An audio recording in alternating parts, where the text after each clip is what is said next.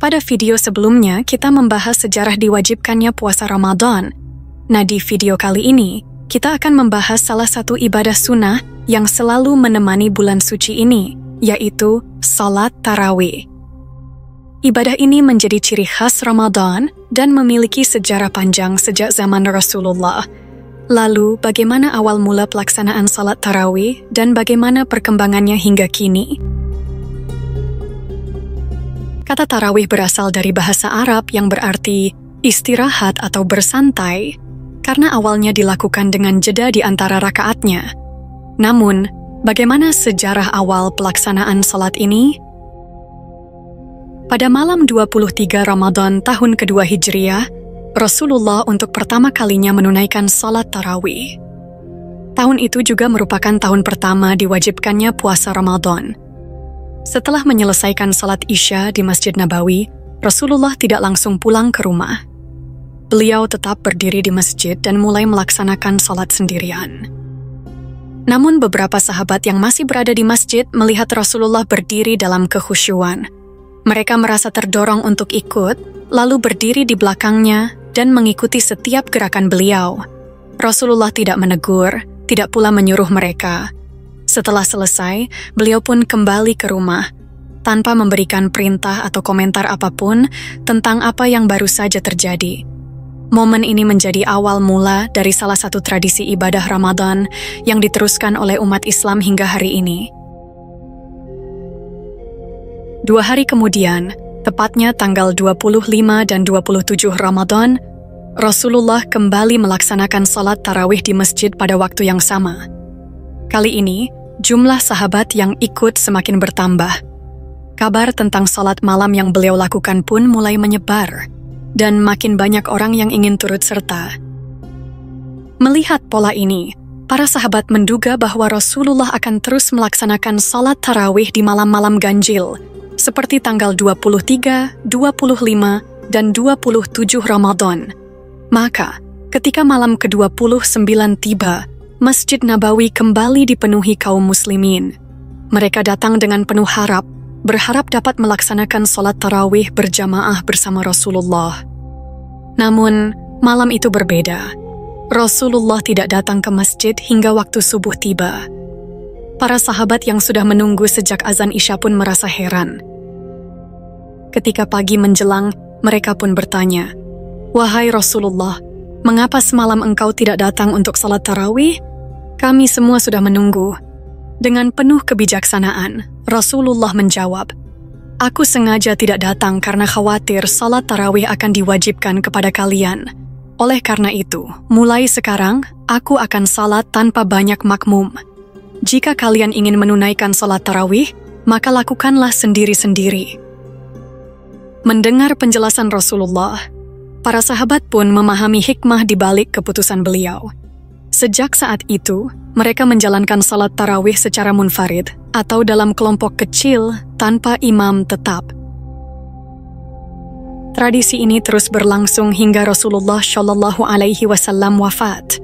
Di masa pemerintahan Abu Bakar radhiyallahu anhu, kaum muslimin masih menunaikannya seperti sebelumnya, secara individu atau dalam kelompok kecil, tanpa imam tetap.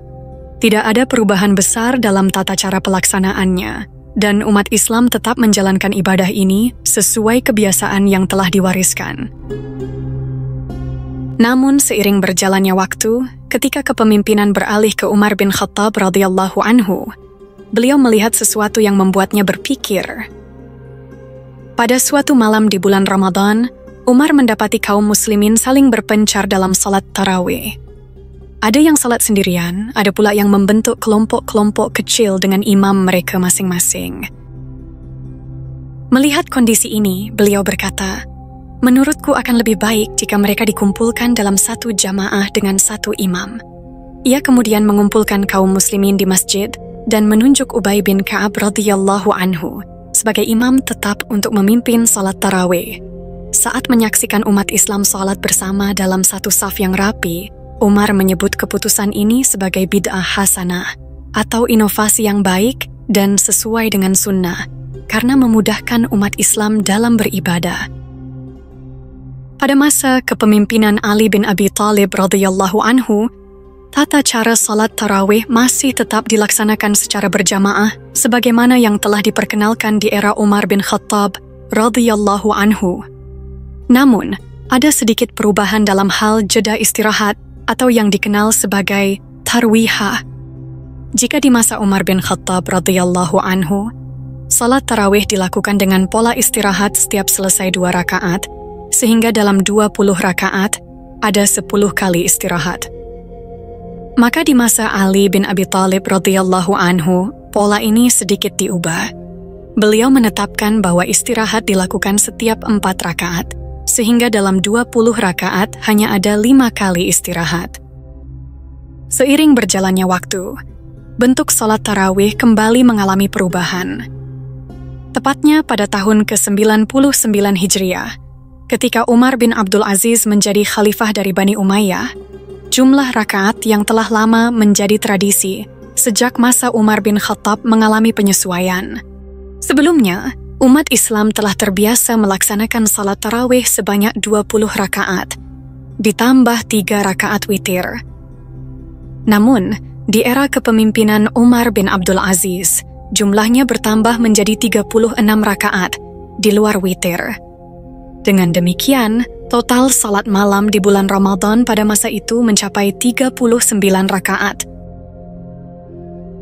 Menurut Ahmad Zarkashi, beberapa sumber menyebutkan bahwa perubahan ini berawal dari kebiasaan umat Islam di Makkah. Diceritakan bahwa di Masjidil Haram, salat tarawih dilaksanakan dalam format 20 rakaat, dengan jeda istirahat setiap 4 rakaat. Di sela-sela istirahat tersebut, mereka memanfaatkan waktu untuk melakukan thawaf mengelilingi Ka'bah. Melihat hal ini, Umar bin Abdul Aziz merasa bahwa kaum muslimin di Madinah tidak memiliki kesempatan yang sama untuk thawaf. Oleh karena itu, sebagai bentuk kompensasi, jumlah rakaat salat tarawih di Madinah ditambah menjadi 36 rakaat, agar mereka tetap memiliki keutamaan ibadah yang sebanding dengan muslim di Mekah. Dengan demikian, umat Islam di Mekah dan Madinah memiliki cara masing-masing dalam menghidupkan malam-malam Ramadan dengan salat tarawih. Perbedaannya terletak pada bagaimana mereka memanfaatkan jeda istirahat atau tarwihah.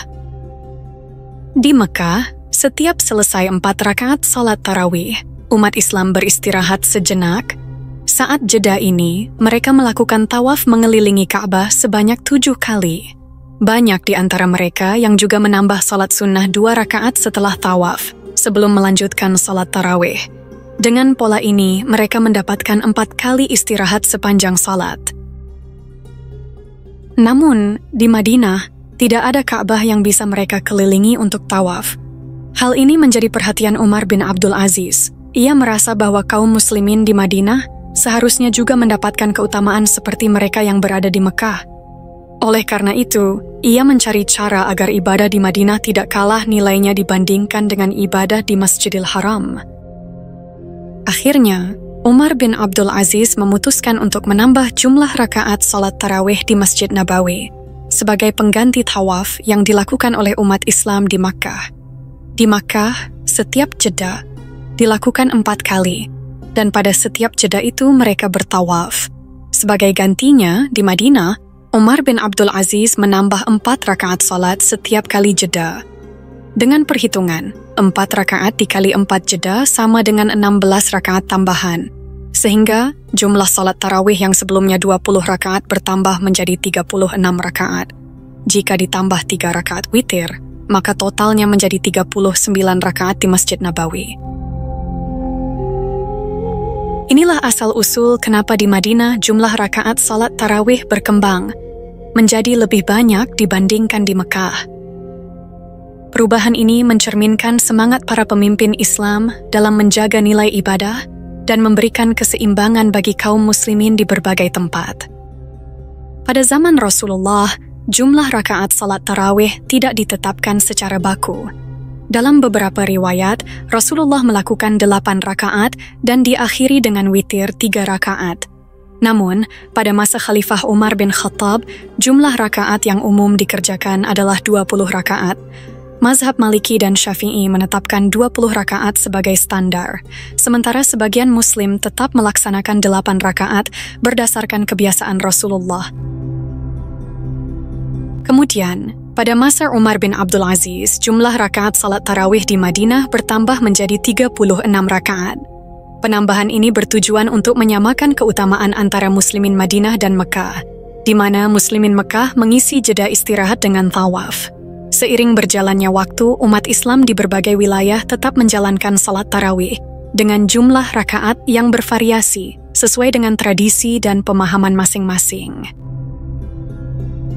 Meskipun ada perbedaan dalam jumlah rakaat dan cara pelaksanaannya di berbagai daerah, ada yang melaksanakan 8, 20, bahkan 36 rakaat.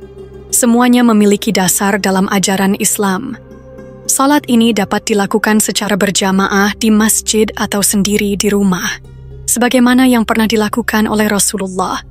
Yang terpenting bukanlah jumlah rakaatnya, tetapi bagaimana kita menjaga keikhlasan dan semangat dalam beribadah.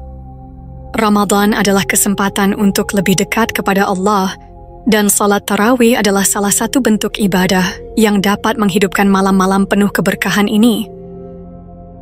Ramadan bukan hanya tentang menahan lapar dan dahaga, tetapi juga tentang memperbanyak amal kebaikan.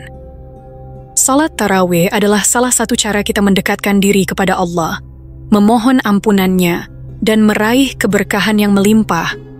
Semoga kita semua diberikan kekuatan untuk istiqamah dalam menjalankan ibadah ini dan mendapatkan pahala yang berlipat ganda. Terima kasih sudah menonton. Semoga video ini bermanfaat dan menambah wawasan kita semua. Sampai jumpa di video selanjutnya.